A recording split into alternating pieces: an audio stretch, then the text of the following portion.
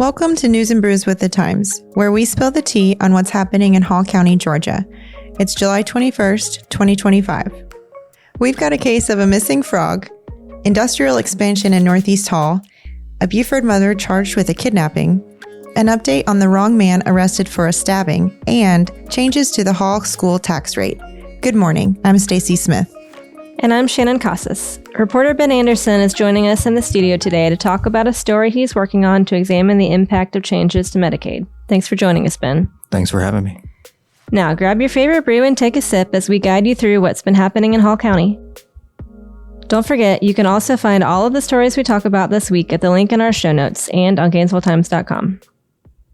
A missing frog was one of the top stories this week. Ben, you wrote that story. What is this about? Yeah, so it's actually a frog figurine. A woman posted on Facebook that the frog figurine she placed on her son's grave had gone missing. Aww. It got quite the reaction on Facebook. A lot of people felt really sorry for her and her family. And so I reached out to her and figured out sort of what all that was about. So what was the significance of the frog figurine? So her 17-year-old son, Josiah, died almost 2 years ago, October 2023.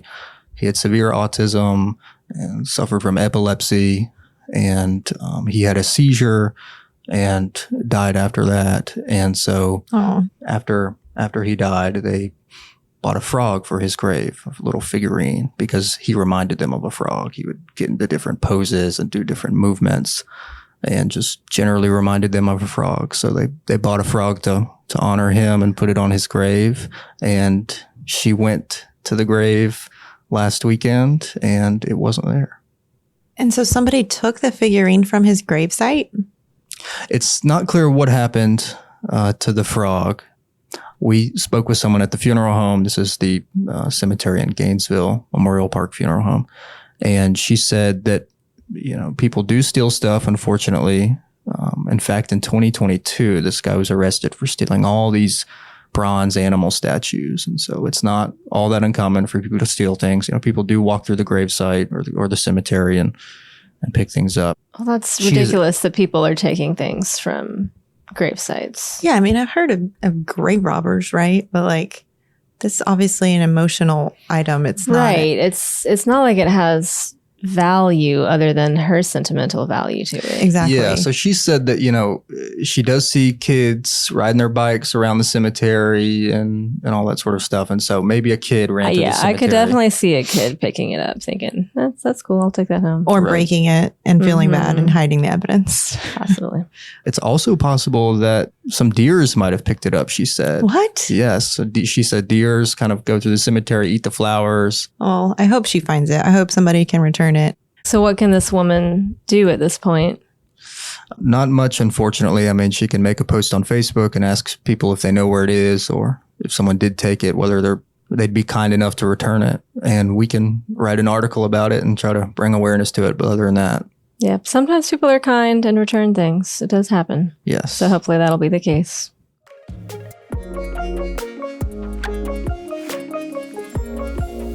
A huge office and warehouse park is envisioned in an area off 365.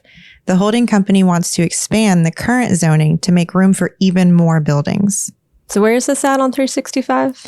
It's on Cagle Mill Road, but it's about a mile north of where Kubota is currently located. Okay. And how big is it now? The planned area is 1.1 million square feet, which is ginormous. For the warehouse or for the building spaces, not like the acreage, but right. How much they plan to build there. And that, for the casual listener, is about 6 times the size of your average Walmart. That helps. Thank you. You're welcome. So if you live in that area, that's definitely like a huge thing happening. Is there a meeting happening or someplace that you can share your opinion on it? So there'll be a planning commission meeting tonight at 5:15.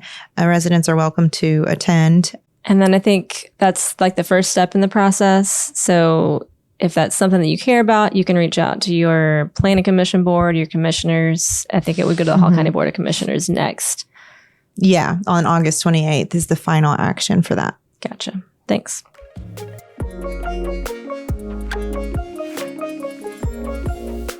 All right, so one of our other top stories is about a Gainesville man who was wrongfully charged with stabbing another man near a subway in May. So we talked about that, I think, a week or two ago? Yeah, it was about 2 weeks ago. So what's new? I talked to him, and he just turned out to be the sweetest guy ever. So his name's Alvin Mall. He's 46 years old. He's been in Gainesville for about 5 years. And what did you learn about him, like on a personal level? Well, I expected him to be pretty upset about having been jailed for more than 6 weeks for something he didn't do. But he has some kind of intellectual disability, so it's not clear how much he understands what happened to him. In the 30 minutes that I spoke with him, I think he only once expressed any kind of negative emotions about what happened to him. But essentially, he's just a big kid and he's just a sweet guy. And it's unfortunate that something like this happened to him.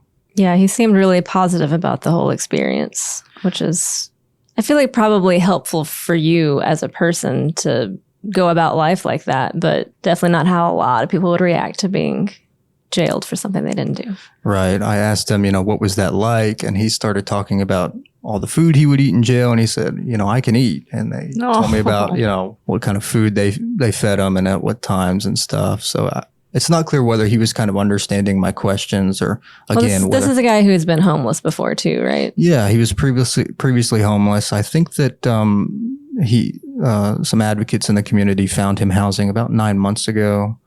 So I guess he's probably just ready to be back at home and doing his own thing. And he picks up trash, right?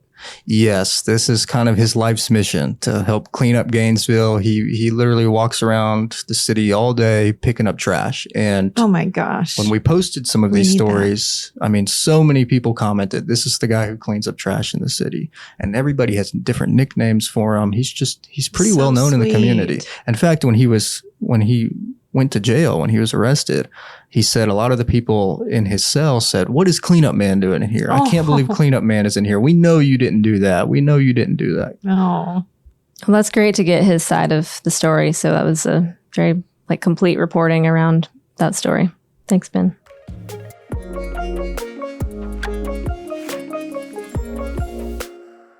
A woman appeared in court last week on kidnapping charges involving her 5-year-old who was in the custody of his grandparents. How do you kidnap your own child? So when someone else has the official custody, that's actually what most kidnapping charges stem from. It's some kind of people that you know, or a custody arrangement situation. It's not usually a stranger. That's really sad. It is a very sad story. It was difficult for me to read because it's such a complex thing when something like that happens. And my experience fostering for 10 years, I could just definitely put myself in the shoes of sitting in that courtroom, hearing the testimony from the investigator. As the grandparents or as the mother? It's a little more difficult to put myself in the mother's shoes, but I have more, I think, experience working with people like that, working with my kids' birth parents. And I know a lot of the time they're coming from a good place. They love their kids. They're just not able to take care of them. And it's also got to be terrifying as the grandparent to have your kid that you're caring for gone and not knowing if they're okay. So what can you tell us more about this case specifically? Was the mom involved with drugs, or do we know why she didn't have custody to begin with? The story doesn't really explain that. And, facing kidnapping charges, that's definitely the reason that we covered it, because those are pretty serious charges. We did talk with the grandfather, who basically said this is a really sad situation and she wasn't able to take care of him. When she was found, she had taken him across state lines all the way to Mississippi, and there were drugs in the car. They did not charge her. So that's interesting. And our court and crime reporter has been trying to get in touch with authorities in Mississippi to learn more about that, but we haven't been able to get connected with anybody there. If they didn't charge her with drugs in the car, how do we know about drugs in the car? In the court testimony, it was a Flower Branch investigator who was sharing basically everything that was reported in the story. So that's where the information is coming from, but it just wasn't expanded on. And we've tried to get more from the Mississippi authorities, but haven't been able to. How long of a sentence can kidnapping carry? So it's 10 to 20 years, which is pretty serious. Yikes. It's, definitely a possibility that it could get dropped based on some of the things the attorney was saying. At the same time, when I read that story, some of the things the attorney was saying sounded absurd to me. So here's a little bit of the exchange between the judge and the mom's attorney. Right, but so you think a 5-year-old needs to say, Mommy, I don't want to go? Correct. Wow. Makes a good point. Who makes a good point? The judge? Yes. Thank you. Full disclosure, just for transparency, the judge in this case has actually represented a couple of my kids several years ago who were in foster care. So a 5-year-old or even most kids, they love their parents, and putting them in a position where they get to decide where they go, like it's not up to them, it's up to the court system, especially at that age. Mm-hmm. Like once they reach actually 14, they can start giving their thoughts on what their custody arrangement might be. But at 5, that's absurd. Yeah, I'm not going to disagree with you there. That's pretty wild. So what happens next in this case? It was moved on to Superior Court, and we'll follow it from there and see what happens to those charges. And hopefully there's a good outcome for the kid and hopefully for his mom as well. Yeah, it's got to be a really difficult position for the grandfather to be in as well. I mean, that's his grandchild, but that's his daughter. It's kind of messy. Yeah. And here's what the grandfather told crime reporter Nick Watson. That breaks my heart because I know she loves him. I know he loves her. Yeah. No parent wants to see their child facing something like this. So it sounds like she's not a bad person or didn't have necessarily negative intentions, but well, of course not. Like Shannon said, you can't take your kid and take them across state lines without telling anybody. Yeah, just for a little interesting context, when you're a foster parent, you can't take that kid across state lines without a judge signing off on it. Mm.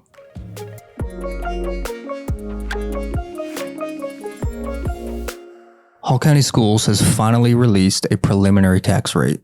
Is it going up or down? It's staying mostly flat, actually. Oh, that doesn't sound like bad news. It sounds like good news. Yeah, so most homeowners will actually pay about the same in property taxes as they did last year. That's very exciting. Yeah, that's definitely different. I feel like we've been increasing home prices or like the assessed value, which then means you pay more taxes. But with the rate being the same, am I going to pay more taxes or is it really going to be flat? So it can vary from homeowner to homeowner, but in general, it's staying mostly flat. So the rate will be flat. Your particular home could have been assessed at more or less, but with that rate being flat, most people won't pay more taxes? That's right. Well, it depends, right? Because this is just the school portion of the tax, right? That's true. It is the biggest portion of your tax bill, I believe, right? I think about 55% of your taxes in Hall County go to the school district. Okay. Well, I know this is always a very complicated topic and definitely recommend people go to read the story at GainesvilleTimes.com.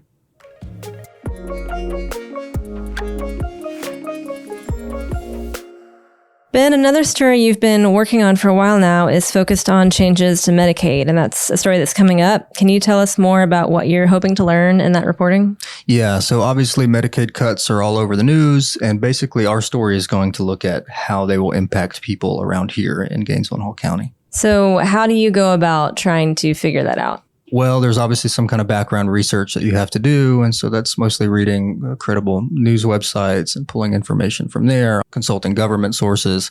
And then you basically just talk to people around here and say, how is this going to impact you? That can include nonprofits, that can include free health clinics, that can include people who have Medicaid right now and are worried that they might be kicked off.